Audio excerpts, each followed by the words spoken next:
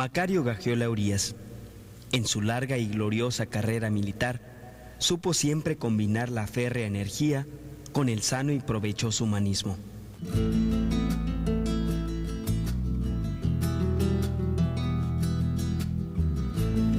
Nació en Angostura, en un pequeño poblado llamado La Primavera, un 22 de febrero de 1884.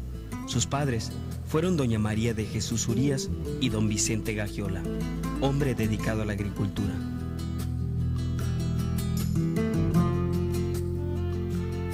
Macario Gagiola Urías cursó sus primeros estudios en las primarias de Angostura y Mocorito. Mi papá no alcanzó a terminar la primaria en ese tiempo. No había como ahora la facilidad para estudiar. Llegó hasta cuarto año porque tuvo que ir a Mocorito, que era la prefectoría, se nombraba en ese tiempo. Y ahí pertenecía todo esto, a Mocorito. Y allí era donde había más escuela y eso, y era hasta cuarto año. Hasta cuarto año llegó porque tuvo que irse a ayudarle a mi abuelo a un negocio de abasto. Y ahí en ese negocio de abasto fue cuando empezó vino el movimiento ese de cuando Madero. Se enfila con Madero la revolución, cuando éste proclama la necesidad de renovar a hombres y al sistema de la vieja dictadura porfirista. En 1911 y 1912, siendo gobernador Felipe Riveros, nombra a Macario Gagiola cabo segundo de las fuerzas rurales. Mi papá era cabo de rurales, estaba al mando de don Felipe Riveros, que después lo acompañó, escoltó a don Felipe Riveros, mi papá, hasta Mazatlán. Ahí empezó. Ya cuando vino de la Baja California, en el constitucionalismo pues, de don Venustiano Carranza. Y ahí fue donde ya empieza, ya como revolucionario, porque mi papá fue un general revolucionario, no fue un general de línea, de carrera militar. Mi papá entró porque le gustó los ideales de la revolución y eso. Y así siguió él. Él pasaba un movimiento revolucionario y él se retiraba a su rancho, porque él de por sí, de corazón, era agricultor. Su lucha hace historia. Armando como pudo esta pequeña fuerza, toma Los Mochis el 5 de abril de 1913, dejando limpio de enemigos el norte del estado. Después de haber estado en Navojoa, Sonora, vuelve a Sinaloa sumándose a las fuerzas del revolucionario Ramón F. Iturbe y juntos derrotan a las fuerzas de los huertistas en Topolobampo. Ruda batalla del 28 al 30 de agosto de 1913. Una vez íbamos a cacería a Altamura y Tachichilte. Mi papá nunca platicaba de sus hazañas ni nada. Se lo guardaba él. Y vámonos bañando, dijo, vamos. Y nos desnudamos. Y ya le voy viendo las cicatrices en un brazo y parte de aquí del costado. Y eso, papá, ¿cuándo fue? En la toma de Topolobampo. Los pelones, decían los huertistas, estaban posesionados de los cerros y ellos tenían que entrar por lo limpiecito, por la playa, pues. Y ahí lo estaban cazando como conejos. Y los soldados pues empezaron a detener. Entonces ellos, los jefes, pusieron el ejemplo y ándale, nosotros vamos junto con ustedes, éntrenle y éntrenle. Y empezó a ver así que la arenita era playa durita, así, balas, hasta que lo tumbaron. Pero siempre tomaron Topolobampo. Aquí está una bala había dos cañoneros, el Tampico y el Guerrero, en barcos, que esos les tiraban cañonazos a los revolucionarios.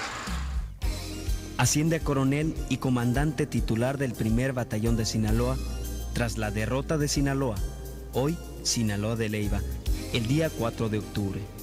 Coronel y mi papá era teniente coronel, algo así. En la toma de Sinaloa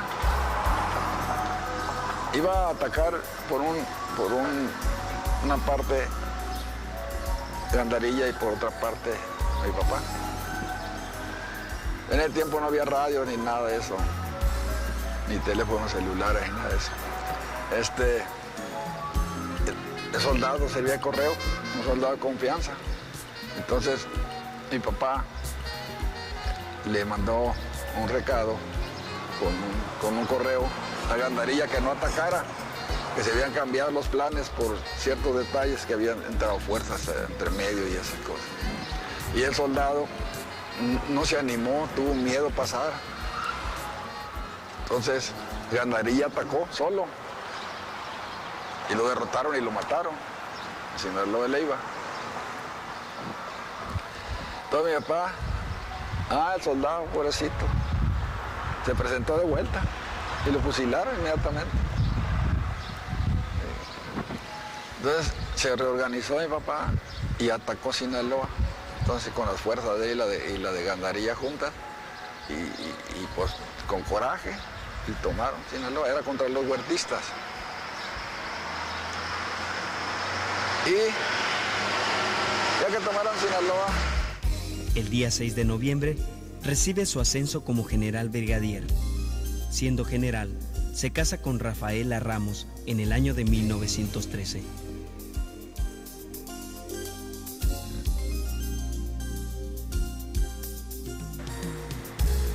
Para California, él y el general Abelardo Rodríguez, con el 11º Batallón de Infantería, fueron a combatir a un coronel.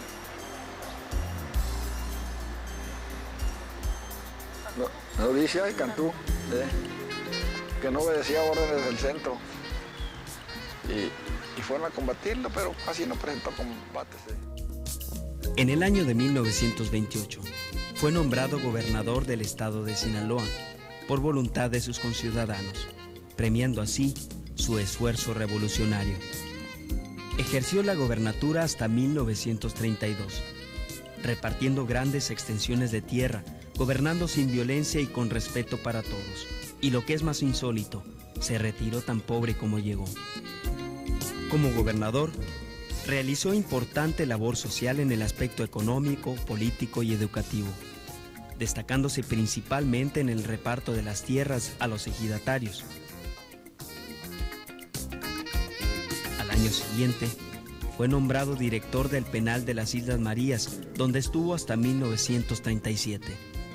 El general Macario Gagiola muere como los grandes, en el cumplimiento de su deber, siendo senador de la República por Sinaloa en la Ciudad de México el 21 de enero de 1953. Procreó 7 hijos, de los cuales le sobreviven Alejandro, Blanca y María del Rosario. Padre bueno, ¿no? Un poco consentidor. Sí. Y él era... mi papá veía, no distinguía clases, ¿sí? Para él era igual el poderoso que el más humilde. Siempre cuando a él le pedían un favor, era igual una persona adinerada que el más pobre. Y fíjense, cuando iban al campo, porque allá vivíamos, sí, pasaba a la gente humilde a la mesa, ¿sí? Así era mi papá, era un hombre muy recto, muy bondadoso, ¿sí? Honrado, pues ya saben, sí. Era muy buen hombre, sí. Él admiraba mucho a Napoleón, ¿sí? El armario tenía 2 hojas de allá de su oficina, ahí en el campo. En una hoja estaba Napoleón por dentro, ¿no? Y en la otra hoja una artista americana, Olivia de Havilland. Sí, era muy recto, sí. Hablaba muy poco, pero con una mirada brava. Sí, decía él que la estatura no se medía de la cabeza al suelo, como Napoleón, que de la cabeza al cielo, decía. Años después, en 1986, al cumplirse un aniversario más de la fecha de nacimiento del militar angosturense, fueron exhumados sus despojos mortales para depositarlos en la rotonda de los hombres ilustres, mausoleo destinado a albergar a los sinaloenses que en vida se distinguieron por sus hechos meritorios. Este merecido reconocimiento fue realizado por iniciativa del Ayuntamiento de Culiacán y aprobado por la mayoría de votos de la Cámara de Diputados el 16 de febrero de 1986. Macario Gagiola descansa para siempre en el sitio de honor que le correspondía. En su testamento, pidió que se le sepultara al lado de su entrañable amigo y compañero de armas, el general Ángel Flores.